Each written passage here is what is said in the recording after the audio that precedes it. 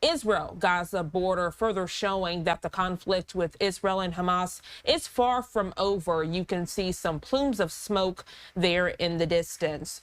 Taking a close look there inside of Gaza, giving you a live look now outside of a hospital. We're learning on this Sunday morning, media outlets reporting that Israel's military did attack the upper floor of a hospital in Gaza City, killing at least 7 people and wounding some others critically. Again, this information coming from Gaza's civil defense. Meanwhile, we're learning a baby in central Gaza has died this Sunday morning, marking the 5th infant to die from hypothermia there in the Gaza Strip. A lot to dissect this morning as it relates to conflict in the Middle East. We want to bring into the conversation the Jerusalem Bureau Chief for Jewish News Syndicate, Alex Traiman. Alex, always a pleasure to have you on the show. Good morning. Jeane, thanks for having me. I'd love to contextualize everything going on in Gaza right now. We can start with Israeli Defense Forces and what the Gaza Civil Defense Ministry calling an invasion of the hospitals. They're reporting at least 7 people are dead this Sunday morning. Can you provide some context? Why would IDF be inside of a hospital in the first place? Sure. I mean, this has been a theme of the war since the IDF entered into Gaza. They have found that the Hamas has been using hospitals as their command and control centers inside the Gaza Strip, specifically for this type of headline and this type of moment. When the IDF will go in, then all of a sudden, international media report that the IDF storming a hospital in Gaza. Believe me, a hospital is the last thing that the IDF wants to be entering. But unfortunately, Hamas has again and again entered into these hospitals, using them as command and control centers, using them to keep hostages, using them also for storage of ammunition, RPGs, and other types of military equipment. And Alex, we've actually seen in real time IDF being very candid, going inside of these hospitals, showing what they call the tunnel networks and how it'll go from a Hamas house to the hospitals, also showing artillery, grenades, different types of ammunition inside of these hospitals. The controversy around this lies, are people given notice? Are people allowed to evacuate who are currently getting treatment inside of these hospitals? What's leading to these civilian deaths as Gaza Civil Defense is reporting? Well, Gazan civilian defense, I mean, it's an arm of Hamas. The Gazan Health Ministry is run by Hamas. So they're telling you whatever they're telling you. And the way it works with a terror organization is that the operatives are not always dressed as military. You have operatives, going as civilians. There's been reports of Hamas operatives trying to escape the hospital in ambulances, hiding as patients. So I think that you have to take all this information with a grain of salt. But this is a hospital that Israel has entered into several times. Israel was in this same hospital in October, and Hamas continues to reorganize and go back into the hospitals time and again. And there was even reports that Israel had set fire to the Kamal Adwan hospital in Gaza. And that was an article that was published by the AP and appeared in thousands of newspapers across the world, saying Israel burns hospital in Gaza, but the IDF is denying that they had anything to do with the fire in this hospital. Said there may have been a small fire in the hospital, but the IDF had nothing to do with it, and it's been put out. So you're basically part of the Hamas propaganda battle here, which is why they're operating in the hospitals to begin with.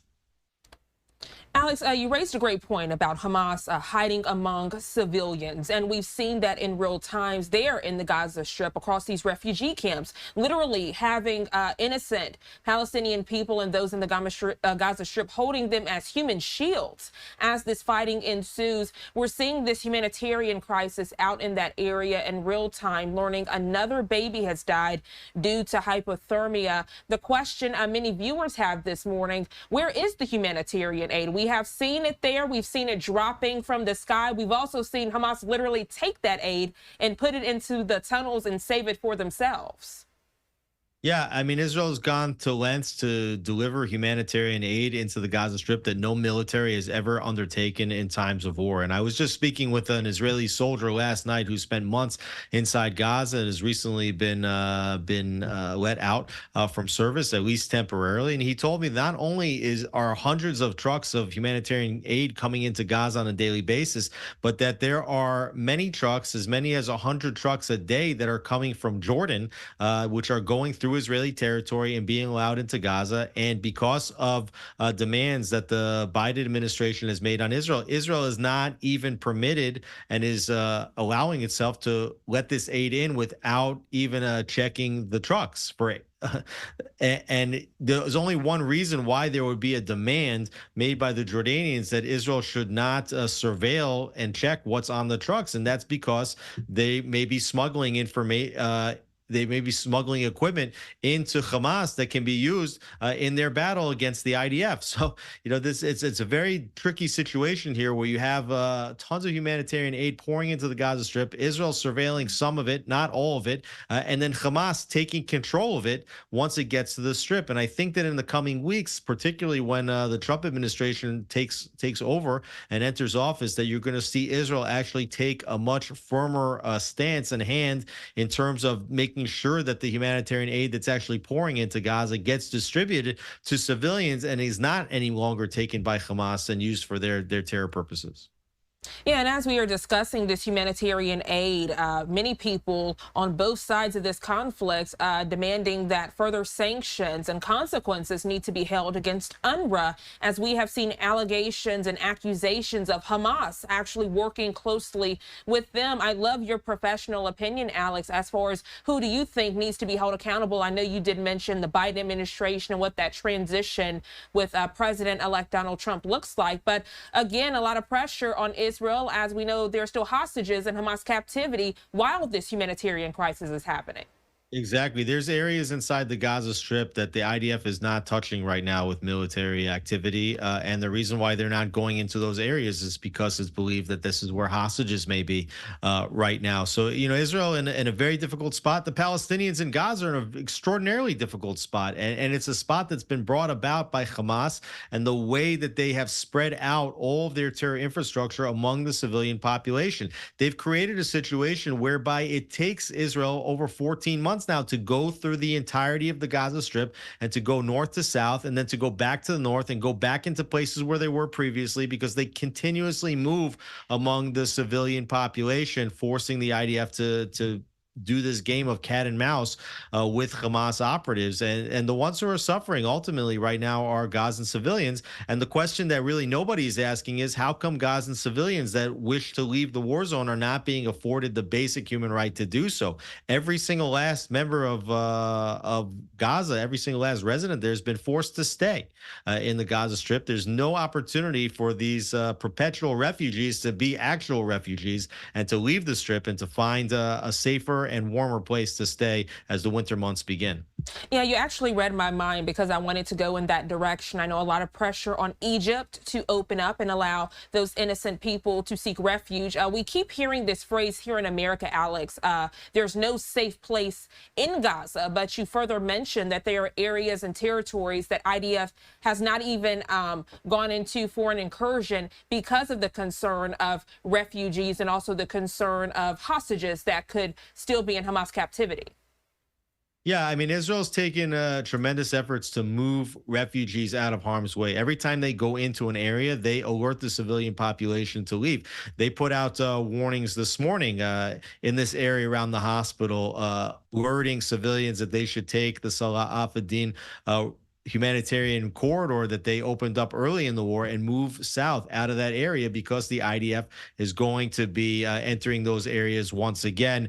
So Israel goes out of its way to move civilians, but there are certain areas where they just can't operate because of fear of killing the hostages. And right now, at this point in the war, that is a major, major priority for Israel, to get the remaining hostages out of the Gaza Strip alive and get the return of whichever bodies can be identified as being killed as soon as possible.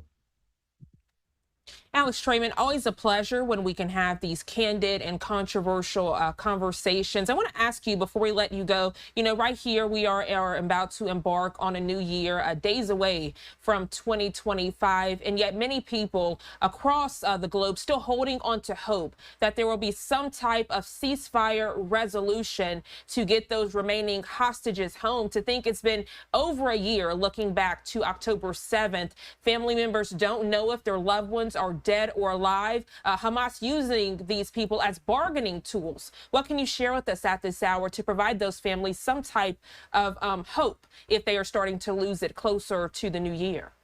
Well, I think that the arrival of President Trump represents a different and a new opportunity for the return of hostages. We heard Trump say recently that if the hostages are not returned by the day of the inauguration, there will be all hell to pay. I think that moving forward, the Trump administration is going to put significantly more leverage against Hamas and on Israel's side, and may try to offer, carrots and sticks. They might turn around to Hamas and say, look, the Biden administration was insistent that humanitarian aid needed to enter the Gaza Strip. Trump might come around and say, hey, we're willing to double the amount of humanitarian aid that can enter into the Strip only if you release the hostages. And if you don't release the hostages, not only will we not double the amount of humanitarian aid, but we'll actually shut off the spigot of humanitarian aid. So if you think you're suffering now, you will suffer much greater if you don't release the hostages. So, I think that when you put the strength behind Israel, which was attacked on October 7th without being provoked, and you realize that the IDF is battling a terror organization that took hostages specifically for this purpose. If you put all your support behind your ally Israel and you take away any leverage against Hamas, you're much more likely to see the release of hostages sooner than later. Alex Traiman, again, thank you so much for your candidness and perspective on this topic. I hope you enjoy the rest of your day. Thank you so much. Happy holidays. Thank you. Happy holidays to you as well.